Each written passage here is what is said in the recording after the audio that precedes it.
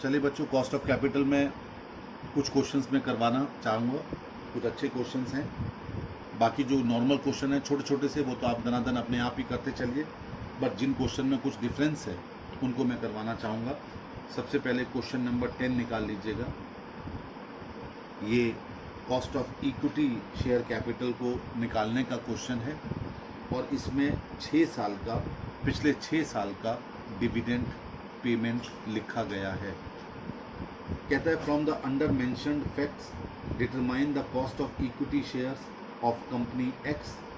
Current market price of A share is 150, ये MPS है, market price पर share. Cost of flotation पर share on new shares 3 रुपये, यानी आज की डेट में यदि हम पैसा प्राप्त करें इन शेयर्स को बेच करके तो हमें 147 प्राप्त होगा। Dividend paid on the outstanding shares over the past 5 years, year 1 में दिया गया है, ईयर 2, 3, 4, 5, 6 दिया गया। ये पिछले 5 साल का डिविडेंड है, 6 साल का दिया गया है, 1 से लेके 6 साल का। Assume a fixed dividend pay out ratio. Question में कहा गया कि fixed dividend pay out ratio है, यानी जितनी हम अर्निंग कमाते हैं उसमें फिक्स्ड रेट से हर बार डिविडेंड पे करते हैं। इसका मतलब जो डिविडेंड में बदलाव आया है वो दरअसल अर्निंग में बदलाव की वजह से होगा, क्योंकि हमारी डिविडेंड पॉलिसी फिक्स्ड है, यानी उसमें हम कोई चेंज नहीं करते। पे आउट रेशियो इज सेम। कहता है expected dividend on the new shares at the end of the current year is 14.10। ये आगे आपका मिसप्रिंटिंग है, इसे एक बार वहाँ लिख लीजिएगा।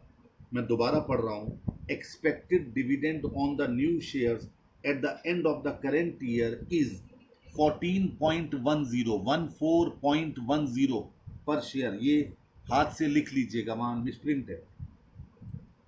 ये क्वेश्चन है और इस क्वेश्चन में आपको पता कैसे चलेगा कि कौन सा मेथड लगाना है। पहली चीज़, इस क्वेश्चन में डिविडेंड पर शेयर लगातार बढ़ रहा है। इसका मतलब कि ये ग्रोथ वाली कंपनी है। 10.50, 11.02, 11.58 ये लगातार बढ़ता हुआ नज़र आ रहा है, पहली चीज़। दूसरी चीज़ कि आपको यहाँ पर जो डिविडेंड पर शेयर जो बढ़ता हुआ नज़र आ रहा है उसमें कहीं पर भी सिमिलैरिटी नहीं। आप कहेंगे सर सिमिलैरिटी का मतलब क्या हुआ? सिमिलैरिटी का मतलब ये हुआ कि अगर वो एक जैसी रेट से बढ़ रहा होता तो हमें ग्रोथ रेट पता चल जाती, लेकिन चूंकि हमें एक जैसी रेट से वो नहीं बढ़ रहा है तो ग्रोथ रेट भी आपको निकालनी पड़ेगी। ठीक है, अब देखिए कैसे करते हैं इसको। पहले तो ये समझ लीजिए कि इसमें ग्रोथ मॉडल वाला फॉर्मूला लगेगा। ठीक है, और इस तरह के क्वेश्चंस में आप जब ग्रोथ रेट नहीं दी जाती तो पहले ग्रोथ रेट निकालते हैं और उसके बाद आगे क्वेश्चन सॉल्व करते हैं। ठीक है, देखिए कैसे निकालेंगे। लिखिए, first estimate the growth rate of dividend. अब देखिए ये 6 साल का क्वेश्चन है, तो D6 यानी कि 6ठे साल का डिविडेंड की rate is equal to D1 1 + G power 5, यानी D1 पहले साल की डिविडेंड रेट और 5 साल की ग्रोथ जुड़ने के बाद ये D6 हो जाएगा। ये हम क्यों कर रहे हैं? क्योंकि ग्रोथ रेट आपको क्वेश्चन में नहीं दी गई है। अब D6 में हमारा रेट था 13.40, D1 है 10.50, 1 प्लस जी पावर 5 5 साल 13.40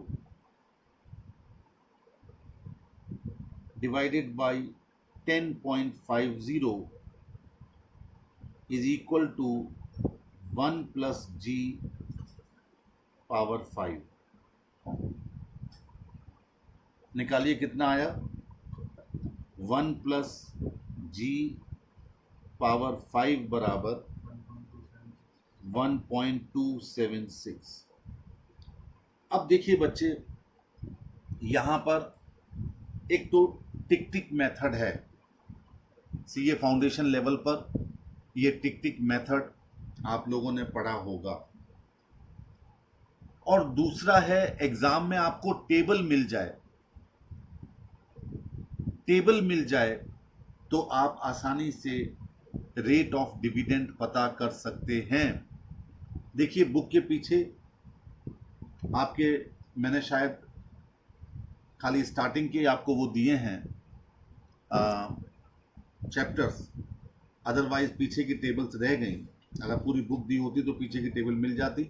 आप अपनी स्टडी ले आइएगा और स्टडी में ज़रा ये टेबल खोलिएगा। एग्ज़ाम में टेबल भी आती हैं और टेबल में टाइम खपाने के बजाय आप डायरेक्ट एक टिक टिक मेथड, वो भी आपको अभी बताता हूँ, तो उसमें भी आपको ये मिल जाएगा, उससे भी आप आराम से निकाल सकते हैं। स्टडी में देखिए टेबल आपको दी गई होंगी, ये पीछे दी गई हैं मॉड्यूल 1 में अपेंडिक्स करके।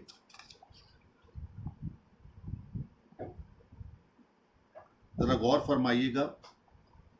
देखिए मैंने आपके सामने रख दी है ये टेबल, पहली टेबल है और कहता है future value interest factor of ₹1 per period at I%, यानी इंटरेस्ट की परसेंट फॉर n पीरियड्स, यानी कितने पीरियड्स के बाद, यानी कंपाउंड सम ऑफ ₹1।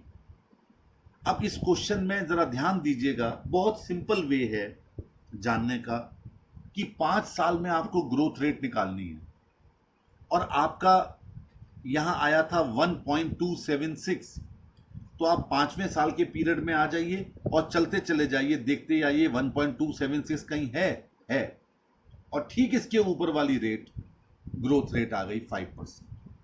1 सेकंड लगा आपको ग्रोथ रेट निकालने में, बशर्ते कि ये टेबल आपको एग्जाम में मिल जाए। और ये टेबल कोई 10% तक नहीं है। आप देखिए अगले पेज पर 11 से लेके 20% तक है, यानी अगर ये टेबल मिल जाती है तो 1 से लेकर के 20% तक आपकी आराम से ग्रोथ रेट पता की जा सकती है कि ग्रोथ रेट कितनी है। जरा ध्यान दीजिए, ये क्यूमुलेटिव टेबल है। जब टेबल खुली गई है तो इसको ध्यान से समझ लीजिए।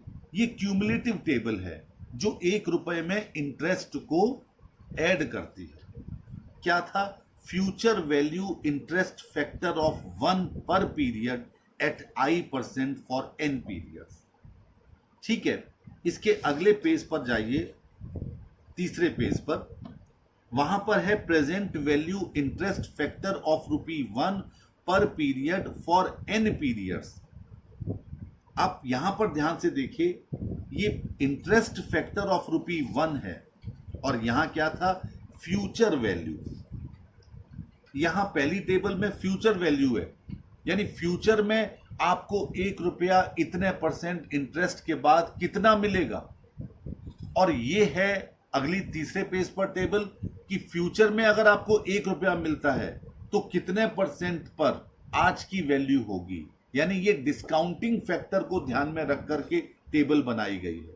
जैसे ₹1 10% अगर डिस्काउंटिंग फैक्टर है तो 1 साल बाद अगर ₹1 मिलता है तो उसकी प्रेजेंट वैल्यू 9.909 के बराबर, 826 के बराबर, 75 ये तीसरे साल, चौथे साल, 5वें साल, ये पूरी टेबल दी गई है।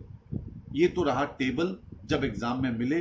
एक हॉल में 5 टेबल करीब करीब आ जाती हैं तो बच्चे एक दूसरे से लेकर के निकाल लेते हैं। लेकिन चूंकि टेबल्स वो बहुत पुरानी हैं और बच्चे उसके ऊपर पेन लगा लगा करके उसकी फिगर को बर्बाद कर देते हैं, तो कई बार वो निकल ही नहीं, दिखता नहीं है क्या लिखा है।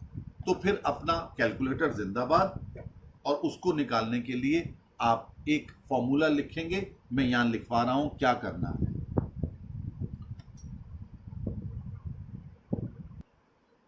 हाँ जी बच्चे, अब वो स्टेप्स क्या हैं वो जरा नोट कर लीजिए। सबसे पहले स्टेप 1, ये जो आपने निकाला 1.2762, इसको अंडर रूट करना है 12 बार, 12 टाइम्स। कैलकुलेटर उठा लीजिए अपना, 1.2762 ये आया था अभी डिवाइड करके, इसको 12 बार अंडर रूट कर लीजिए बाकायदा गिन करके, 12 टाइम्स। ठीक है, अब मैं करता हूं, देखिए एक सेकेंड, ये देखिए कैलकुलेटर मेरे पास है। 13.40 डिवाइडेड बाई 10.50, ये आ गया 1.27619। आप जितना डेसिमल के बाद डिजिट लेकर चलेंगे उतना एक्यूरेट आंसर आएगा। अब 12 बार इसको अंडर रूट कीजिए, 1 2 3 4 5 6 7 8 9 10 11 12। ठीक है, जो भी आया उस पर टेंशन मत लीजिए, ये 12 बार आपने कर लिया। दूसरा स्टेप है कि जितना आपका आया उसमें से -1 कीजिए, -1। ठीक है, तीसरा स्टेप है इज इक्वल टू करना है, -1 करने के बाद इक्वल टू कर लिया आपने। ठीक है, स्टेप 3 है कि जितने की पावर में आपको ग्रोथ निकालनी है, जैसे 5 साल में है उतने की पावर को डिवाइड कर दीजिए। जैसे इस क्वेश्चन में 5 है तो 5 को डिवाइड कर दीजिए, किसी में 3 साल है तो 3 को डिवाइड कर दीजिए, divided by 5 is equal to. ठीक है, अब स्टेप 4, फिर इसमें +1 कर लीजिए, +1, ये आ गया। ठीक है, चलिए अब इसके बाद आखिरी स्टेप आ गया, इसको इक्वल टू और मल्टीप्लाई इक्वल टू 12 बार करना है। क्या? मल्टीप्लाइड इक्वल, ये एक सेट है मल्टीप्लाई और इक्वल के साइन का, जो 12 बार करना है। ठीक है, चलिए करते हैं। 1 2 3 4 5 6 7 8 9 10 11 और 12। अब इसने दिखाया आपको क्या कि 1 प्लस जी की वैल्यू निकल के आ गई 5 साल बाद 1.04998। ठीक है, अब आपको चूंकि जी की वैल्यू निकालनी है तो 1.04998 में से आपने 1 लेस कर दिया तो ये आ गया 0.04998। ठीक है, और चूंकि परसेंटेज में निकालना है तो ये 4.998% है, विच इज इक्वल टू 5%। थोड़ा सा डिफरेंस तो आता ही है जब आप इस तरीके से करेंगे। तो ये 5% इस तरीके से आई। ये कब आई? जब आपको टेबल नहीं दी गई थी। अगर टेबल दी हुई होती तो फिर 15 सेकंड भी नहीं लगते आपको ये पता करते हुए। ठीक है, अब आपके दिमाग में एक बात आ रही है कि क्या सर ऐसा भी हो सकता है कि जो फिगर हमारी यहां निकली वो टेबल में आपको मिले ही ना? ये भी एक पॉइंट है। बिल्कुल सही कह रहे हैं आप, टेबल में ऐसा हो सकता है कि ना मिले। तो आप क्या करेंगे? एक छोटी लेंगे जो उससे ठीक छोटी हो और एक बड़ी लेंगे जो ठीक उससे बड़ी हो। मान लो 1.2762 से एक छोटी ले लीजिए और एक बड़ी ले लीजिए और इन दोनों की ऊपर लिखी हुई परसेंटेज ले लीजिए। उसके बाद क्या होगा वो बताएंगे जब क्वेश्चन आएगा। अभी कंफ्यूज हो जाओगे, कैपिटल बजटिंग में वो आएगा बहुत, IRR मेथड में। लेकिन फिलहाल मैं उस पर डिस्कशन नहीं करना चाहता, क्योंकि अभी आप उसको फंस जाओगे। अभी फिलहाल इतना समझ लीजिएगा कि जब इस तरह का क्वेश्चन हो तो आप क्या करेंगे, आप 1 + g⁵ था, जो वैल्यू निकली थी उसको 12 बार अंडर रूट, उसमें से -1, स्टेप 3 में जितने की पावर होगी उतने से डिवाइड, स्टेप 4 में +1, स्टेप 5 में 12 बार multiply equal multiply equal multiply equal, जो निकल के आएगा वो इसकी वैल्यू होगी और फिर उसे परसेंटेज में अब ये ग्रोथ रेट आ गई आपकी 5% इस क्वेश्चन में। ठीक है, अब उसने आपसे कहा expected dividend on the new share eight the end of the current year, eight the end of the current year. अब जरा गौर करो, फॉर्मूला क्या होता था, D1 डिवाइडेड बाई NP, क्योंकि नया शेयर इशू हो रहे हैं, प्लस G, यही था ना फॉर्मूला ग्रोथ मेथड का।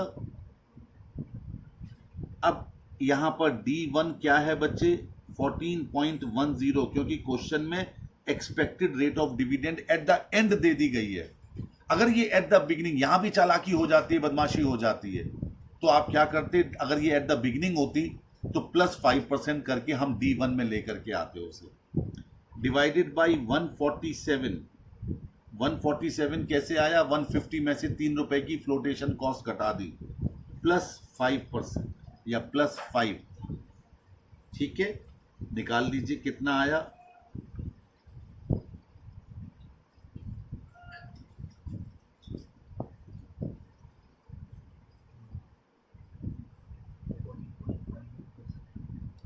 %14.58 यानी कि 14.6%। ये रहा आपका आंसर इस क्वेश्चन का। यानी cost of equity share capital में आपको इस तरीके की सिचुएशन फेस करनी पड़ सकती है, जहां ग्रोथ रेट ना दी जाए और आपको ग्रोथ मॉडल वाला ही फॉर्मूला लगाना हो। याद रखना इस पॉइंट को।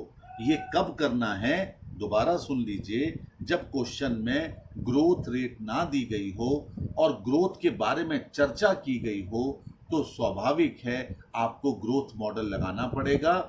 ग्रोथ मॉडल लगाने के लिए आपको इस तरह की सिचुएशन का सामना करना पड़ेगा। क्वेश्चन नंबर 11 कहता है, क्या क्वेश्चन है 11 number, N has issued 10,000 ordinary shares of ₹100 each. Details of the company's dividend per share during the past 4 years are as follows. ये भी उसी दिशा में जा रहा है। 2001 में 26 का डिविडेंड पर शेयर है, इसके बाद 2004 कर लीजिएगा, यहाँ 2 लिखा हुआ है, 2004 कर लीजिएगा, और वो डिविडेंड था हमारा 30 रुपए का, यानी कि 1 2 3 4, यहां 4 साल में डिविडेंड आपका 26 रुपए से बढ़कर के 30 रुपए तक हो गया। कहता है the current market value of each ordinary share of N is 235 cumulative dividend. Cumulative dividend, आपको मार्केट प्राइस लेना है शेयर का, न कि उसमें क्यूमुलेटिव डिविडेंड, यानी इस 235 में से आपको डिविडेंड घटाना पड़ेगा। The 2004 dividend of 30 per share has just been paid. Just been paid. आपसे क्वेश्चन में कहा गया कि जो 2004 का डिविडेंड है वो 30 रुपए पर शेयर है, वो पे किया गया है, यानी ये D0 है। आपको इसे D1 में कन्वर्ट करना पड़ेगा जब क्वेश्चन सॉल्व करेंगे, क्योंकि ये तो आपने पे कर दिया है, आपको तो फ्यूचर के लिए निकालना पड़ता है, मैंने पिछले लेक्चर में आपको बताया था। फिर कहता है you are required to estimate the cost of capital for an ordinary share capital. अब यहां पर भी ग्रोथ है। ग्रोथ कैसे है, 26 से 30 रुपए हो गई, तो पहले तो कैलकुलेट कीजिए ग्रोथ। तो कैलकुलेशन ऑफ ग्रोथ रेट, तो यहां पर D4 है जी, तो आपने फॉर्मूला लिखा D4 बराबर D1 ब्रैकेट में 1 प्लस G पावर 4। D4 नहीं, पेन तो ठीक है, ये पेपर में ही गड़बड़ है।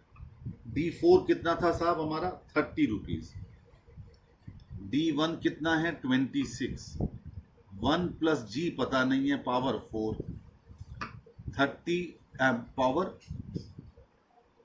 3 है, 3 साल में बढ़ा ना। D1 और D4 जैसे यहाँ पर D6 और 1 था तो 5 इयर्स था, ऐसे ही D4 D पावर 3, यस, क्योंकि एक तो ऑलरेडी बढ़ चुका है उसमें 1 प्लस G और उसके बाद पावर 3, तो 30/26 is equal to 1 plus G power 3। 30 में 26 को आपने डिवाइड किया, कितना आया जी 1 प्लस G पावर 3 बराबर कितना 1.154, ये निकल के आ गया। अब एक बार जरा टेबल खोल के देखते हैं, कहीं मिल जाए तो ये 12 बार करने वाली टेंशन खत्म हो जाएगी। ये लीजिए टेबल सामने आ गई हमारी, और ये तीसरा साल है, तीसरा साल ढूंढते जाओ ढूंढते जाओ ढूंढते जाओ, कितना चाहिए आपको 1.154, 1.154, चलते जाइए आगे।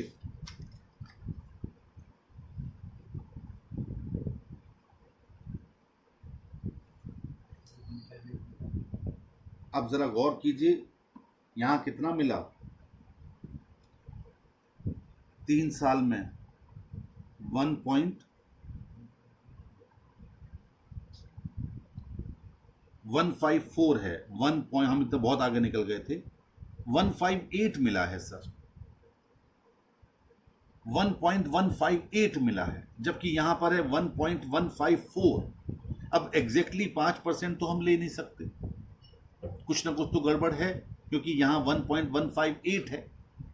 हम चाहें तो मान भी सकते हैं, लेकिन क्यों ना हम वही काम करें जो पहले किया था। चलो उठाओ कैलकुलेटर, 1.154, इसको 12 बार अंडर रूट करो,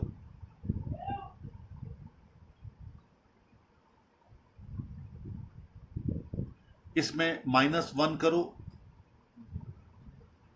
डिवाइडेड बाय 3 करो, इस बार 3 की पावर है, +1 करो, और 12 बार multiply equal to multiply equal to,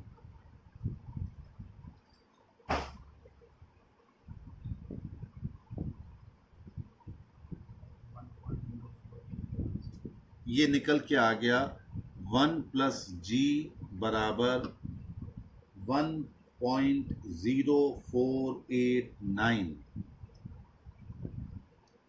अब इसमें से 1 घटाया तो G आ गया 4.9%।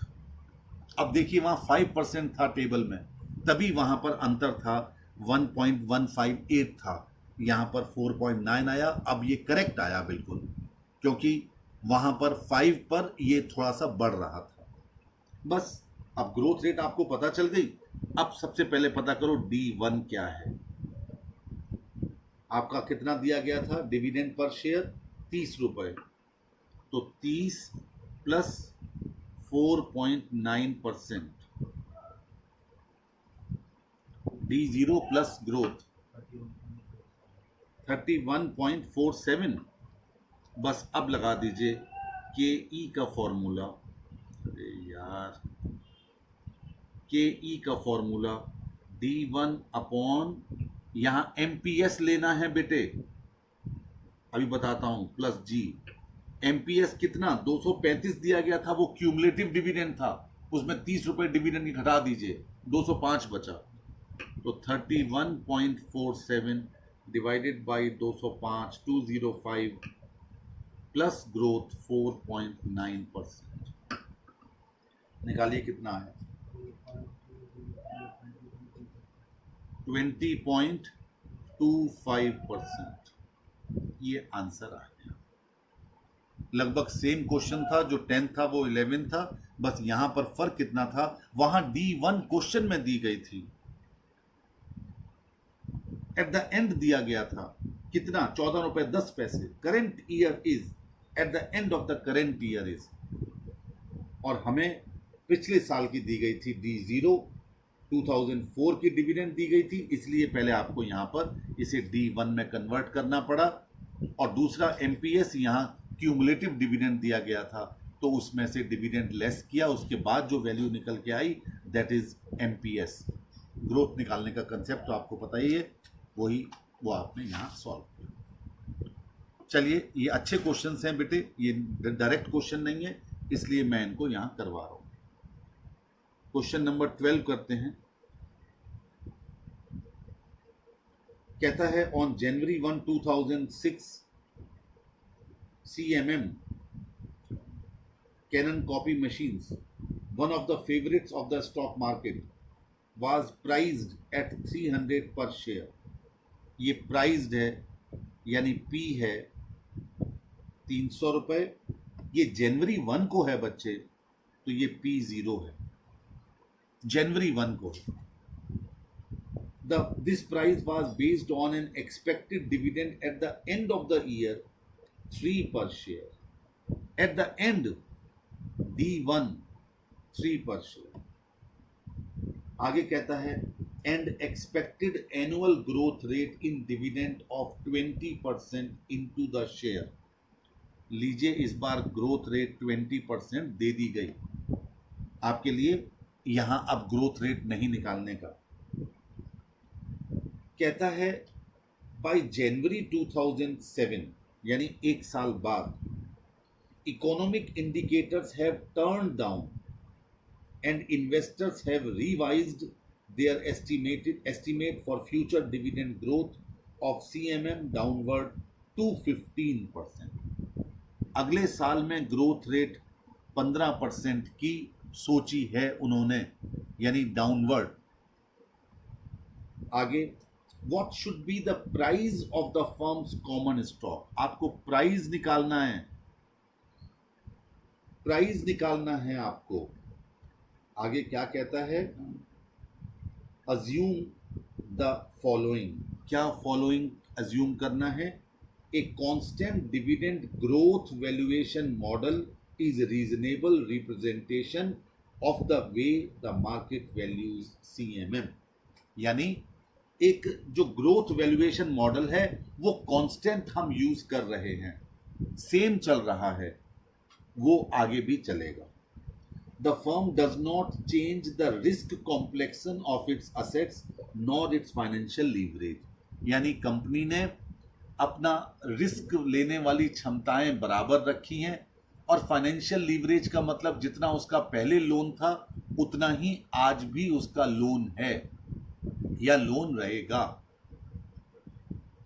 तीसरा, the expected dividend at the end of 2007 is 3.45। ये D1 दे दिया गया 3.45। कैसे, 3 में 15% बढ़ाओगे तो 3.45 ही होगा। अगर वो क्वेश्चन में ना कहता तो भी हम यही अपने आप निकाल लेते, क्योंकि 15% की ग्रोथ रेट क्वेश्चन में बताई गई थी। अब आपसे क्वेश्चन में कहा गया इसे सॉल्व करो, तो सबसे पहले आपको कॉस्ट ऑफ इक्विटी कैपिटल निकालनी है, जो आज की डेट में चल रही है, क्योंकि अगली बार इसे यूज करके फिर हमें प्राइस निकालना है। फॉर्मूला था D1 upon P0 plus growth, यही था फॉर्मूला। D1 था 3, P0 था 300 प्लस 20%, कितना आया जी, 21%। 21% KE आ गई, ये 2006 की थी। अब 2007 में आपको इसे अप्लाई करना है, तो फॉर्मूला वही रखा आपने फॉर 2007, KE बराबर D1 by P0 plus G, KE 21%, क्योंकि उसने कहा था कि न वो फाइनेंशियल लीवरेज में बदलाव कर रहा है और ना ही वो किसी और कंसेप्ट में बदलाव कर रहा है। D1 3.45 क्वेश्चन में था, P0 कितना था निकालना है आपको, और ग्रोथ आपकी इस बार है 15%, 15%।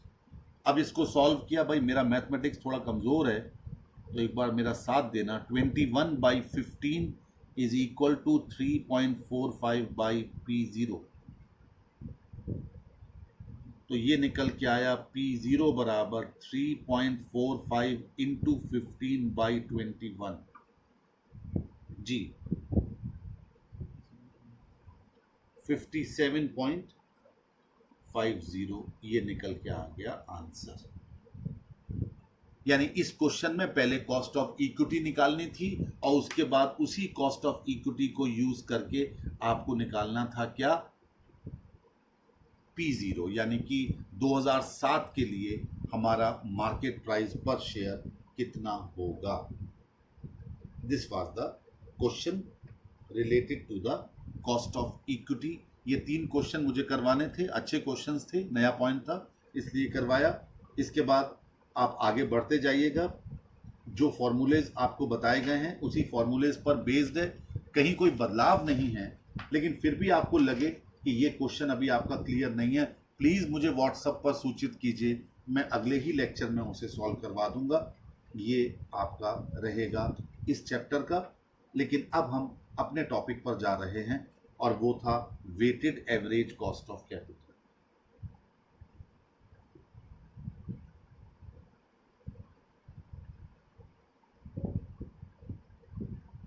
देखिए बेटे, मैंने आपको कल बताया था कि फर्म अपनी कैपिटल वेरियस सोर्सेज से ऑब्टेन करती है, क्योंकि बहुत सारे रिस्क इन्वॉल्व होते हैं, बहुत सारी लिमिटेशंस होती हैं, तो कई बार कंपनी को अलग अलग सोर्सेज का कैपिटल स्ट्रक्चर बनाना होता है। आप इसके बाद वाले चैप्टर में वो पढ़ेंगे। And the cost of capital of each source is different, सबकी डिफर करती हैं, अलग अलग होती हैं। जो कॉस्ट ऑफ कैपिटल है हर सोर्स ऑफ कैपिटल की, उसे कंपोनेंट के तौर पर बुलाया जाता है। किस तौर पर?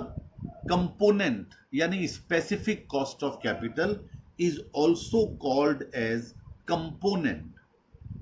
And the combined cost of all sources of capital is called overall, यानी KO। अभी तक आपने डेट की कॉस्ट ऑफ कैपिटल निकाली, प्रेफरेंस शेयर कैपिटल की निकाली, इक्विटी शेयर कैपिटल की निकाली, रिटेन्ड अर्निंग्स की निकाली। जब इन चारों की हम कंबाइंड कॉस्ट निकालेंगे बच्चे, तो उसे कहेंगे weighted average cost of capital, और सिंबॉलिकली उसे हम KO के नाम से, O का मतलब ये यहां ओवरऑल के नाम से हम उसे पुकारते हैं। और द कंपोनेंट कॉस्ट्स, यानी कि हर सोर्स की कॉस्ट ऑफ कैपिटल को जब हम कंबाइंड करेंगे तो उसके लिए हमें वेट देना होगा। वेट किस किस चीज का देना होगा कि हमने कितनी कितनी अमाउंट उन सारी कैपिटल के सोर्सेस से मंगवाई है। अब देखिए, इसके लिए क्या करते हैं हम बच्चे, हम एक टेबल बनाते हैं। क्या? ये फॉर्मेट है, format showing calculation of KO, यानी weighted average cost of capital. अब जरा ध्यान दीजिएगा, आपने कैसे करना है। सबसे पहला कॉलम बनाना है कंपोनेंट्स का। कंपोनेंट्स क्या हो सकते हैं? डेट। कंपोनेंट क्या हो सकता है? Preference share capital. कंपोनेंट क्या हो सकता है? Retained earnings. कंपोनेंट क्या हो सकता है? Equity share capital. ये कंपोनेंट हो सकते हैं। इसमें से किस किस कंपोनेंट से आपने कितनी कितनी अमाउंट ली, वो यहाँ अमाउंट आ जाएगी दूसरे वाले कॉलम में, और इसी अमाउंट को हम प्रपोर्शन देकर, अगला कॉलम है प्रपोर्शन जिसे कहते हैं वेट, तो W1 यानी wait 1, wait 2, wait 3, wait 4, W4। अगले कॉलम में हम लिखते हैं individual cost of capital, individual cost of capital यानी KD, KP, KRE और KE। और इसके बाद हम प्रोडक्ट निकालते हैं आखिरी वाले कॉलम में, यानी KD into W1, KP into W2, KRE into W3, KE into W4। जो लास्ट में निकलेगा वो टोटल ही होता है KO यानी cost of overall capital. Overall capital ये टेबल बना करके आप आसानी से निकाल लेंगे, लेकिन एक बात ध्यान रखिएगा जरा यहां पर कि यहां पर अगर आपने अपनी कॉस्ट ऑफ कैपिटल परसेंटेज में ली तो परसेंटेज में आपका आंसर डायरेक्ट आ जाएगा, अगर पॉइंट्स में ली तो वो पॉइंट्स में आंसर आएगा, बाद में मल्टीप्लाई बाय परसेंट 100 करके हम इसे निकाल लेंगे। अब बात आती है असाइनमेंट कैसे करते हैं वेट का। The crucial part of this exercise is how to assign weight and its related aspects. कि वेट, अभी तो हमने कहा कि ये जो अमाउंट है 5 लाख है तो आपने इसको 5 का वेट दे दिया, 7 लाख है 7 का वेट दे दिया, 10 लाख है 10 का वेट। ये तो बड़ा सिंपल सा लग रहा है, लेकिन कई बार हमें वेट को असाइन करते वक्त थोड़ा सा ध्यान रखना पड़ता है। वेट 2 प्रकार के होते हैं, एक बुक वैल्यू वेट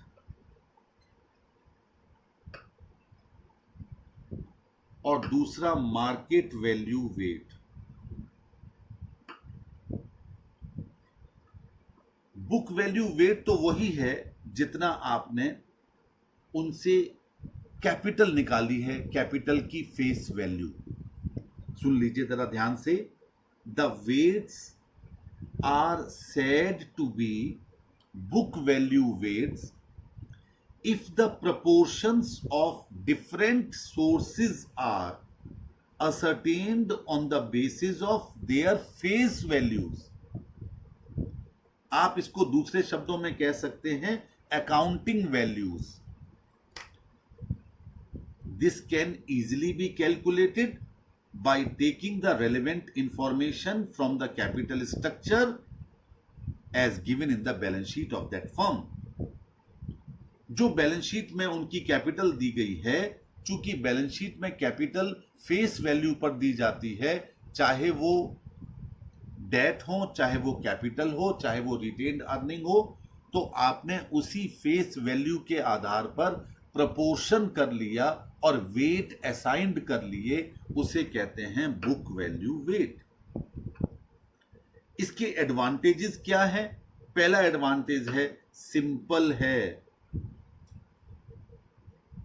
और दूसरा एडवांटेज है कि जहां पर मार्केट वैल्यू अनअवेलेबल है, अवेलेबल ही नहीं है, या इनइफेक्टिव है, या अनरिलायबल है, तो वहां पर बुक वैल्यू वेट करना, वेट असाइंड करना ही जरूरी रहता है। एक तो सिंपल है और दूसरा जहां मार्केट वैल्यू अनरिलायबल है या अनअवेलेबल है या इनइफेक्टिव है, तो वहां पर ये लगाया जाता है। अब इसके डिसएडवांटेज क्या है?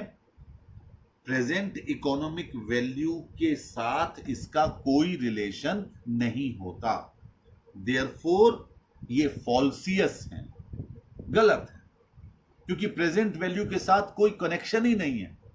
व्यक्ति आज पैसा लगा रहा है और कंपैरिजन फेस वैल्यू के साथ हो रहा है, और दूसरा कॉस्ट ऑफ कैपिटल में जो मिनिमम रेट ऑफ रिटर्न निकालने का होता है उसे हम मार्केट रेट ऑफ रिटर्न के साथ कंपेयर करते हैं। इस चैप्टर में आपको याद होगा CAPM मॉडल में भी हमने यही किया था। तो उसके साथ भी ये कंसिस्टेंट नहीं होता है। तो बुक वैल्यू वेट की अपनी सीमाएं हैं। अभी आपको बताएं एडवांटेजेस क्या है और डिसएडवांटेजेस क्या है। अब दूसरा होता है मार्केट वैल्यू वेट। ये दूसरा तरीका है वेट को असाइंड करने का। सो द वेट्स में also be calculated on the basis of market value of different sources.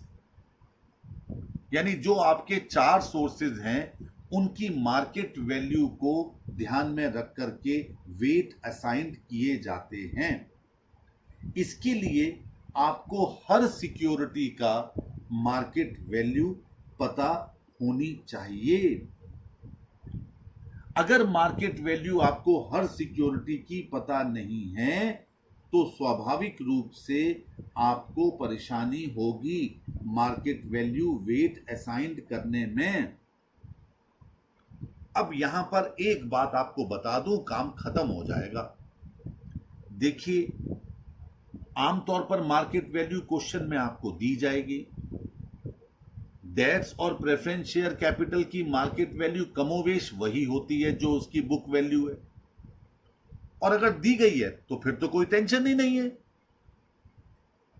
लेकिन एक बात ध्यान रखिए, बुक वैल्यू में तो आपने रिटेन्ड अर्निंग और इक्विटी शेयर कैपिटल की दोनों की अमाउंट की बुक वैल्यू का वेट अलग अलग असाइंड किया। मेरी बात दोबारा सुनिए, बुक वैल्यू वेट में आपने रिटेन्ड अर्निंग और इक्विटी शेयर कैपिटल की जो फेस वैल्यू थी बैलेंस शीट में दिखाई गई थी उसका अलग अलग वेट असाइंड किया, और दोनों की कॉस्ट ऑफ कैपिटल अलग अलग होती है। आपने मल्टीप्लाई करके उसको स्थान दिया प्रोडक्ट वाले कॉलम में। लेकिन जो इक्विटी शेयर की मार्केट वैल्यू होती है, बच्चे ध्यान से सुनना मेरी बात को, वो तो रिटेन्ड अर्निंग्स को ऐड करके निकाली जाती है। आपके शेयर की मार्केट वैल्यू अगर इक्विटी शेयर है तो क्या होगी, वो कंपनी की इंट्रिंसिक वैल्यू के आसपास होती है।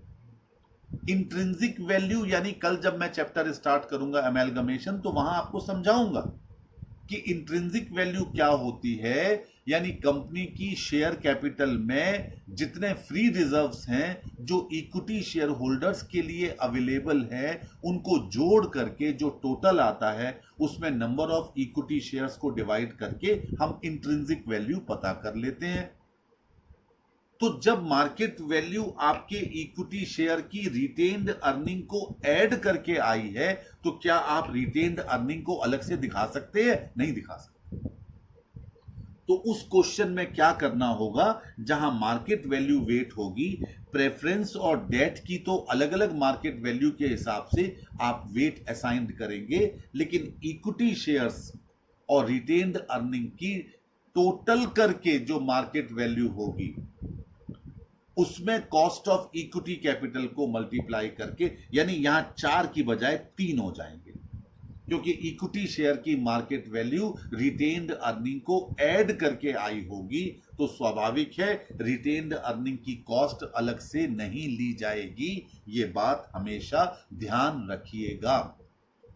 उसके बाद जो आप असाइनमेंट करेंगे उसे कहते हैं weighted average cost of capital.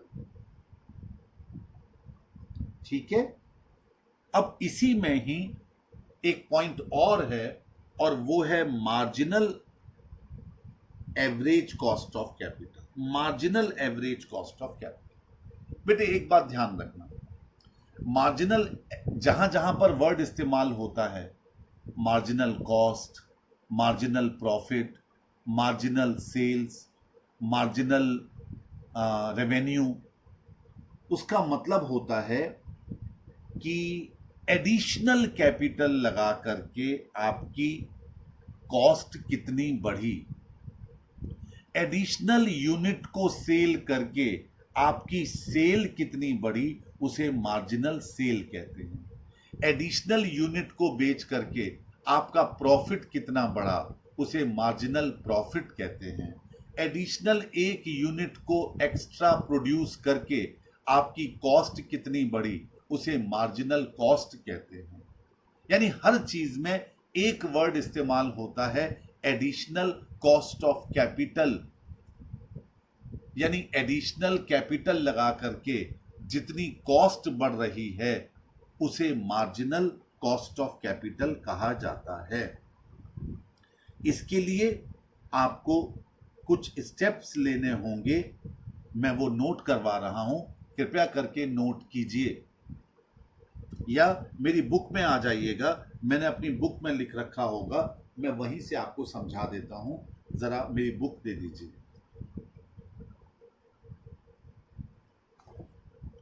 देखिए पेज नंबर 4.7 पर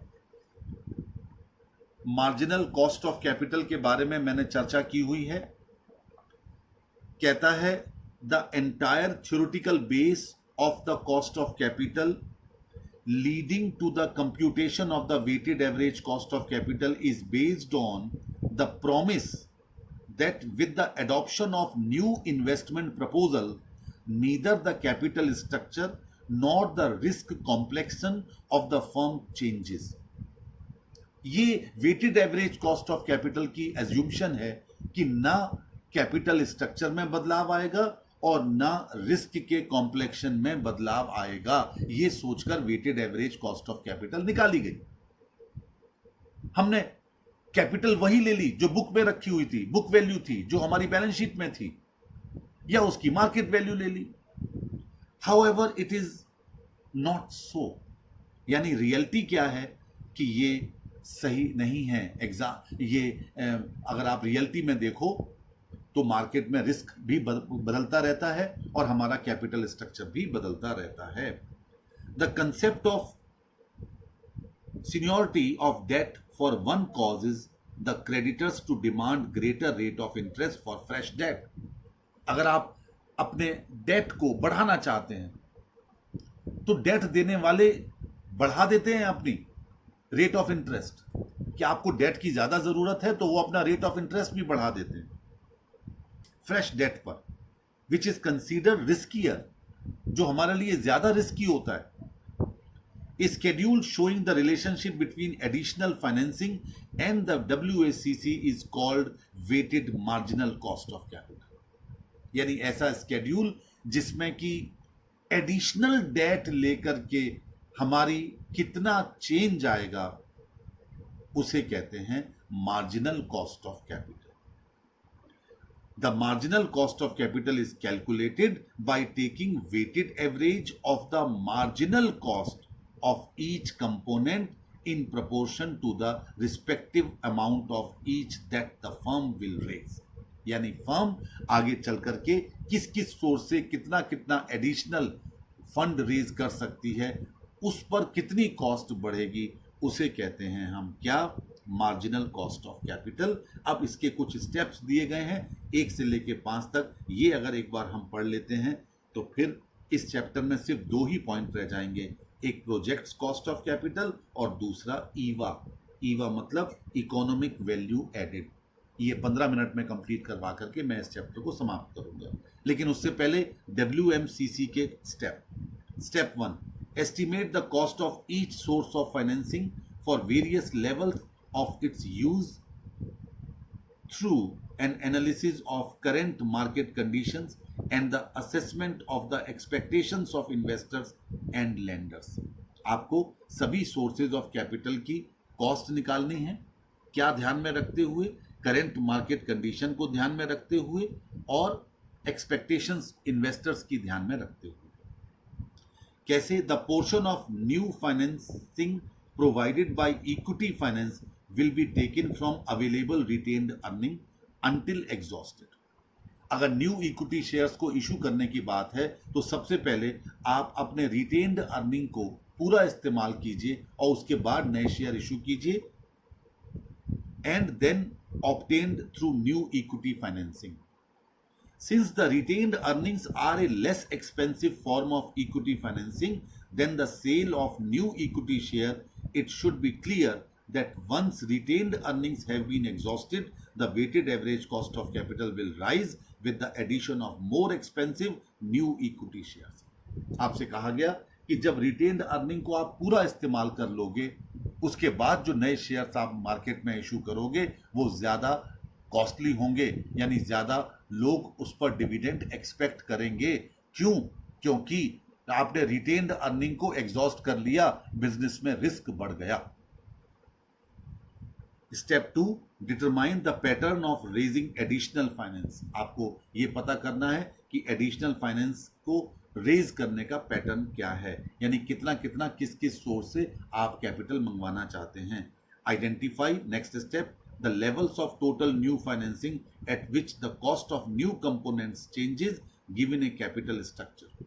आप कैपिटल स्ट्रक्चर नया बनाएंगे, जिस हिसाब से आप नई चेंजेस करेंगे उस हिसाब से नए पैटर्न पर नया कैपिटल स्ट्रक्चर बनाएंगे।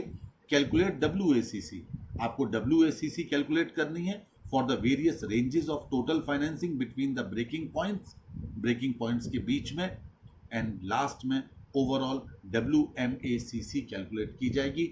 अभी स्टेप आपको लास्ट के 2-3 थोड़े समझ में नहीं आए होंगे क्योंकि थ्योरेटिकल है, लेकिन जब हम क्वेश्चन करेंगे तो ये लास्ट के तीनों स्टेप बहुत इजी होते हैं, आसानी से कैलकुलेट हो जाएगा। मैंने theoretical part marginal cost of capital का कंप्लीट किया, कल इसके क्वेश्चन मैं ही करवाऊंगा और उसके बाद आपको करने को दूंगा, और इसके बाद मैं ईवा और project cost of capital complete करवा करके I will complete the whole chapter. That's all.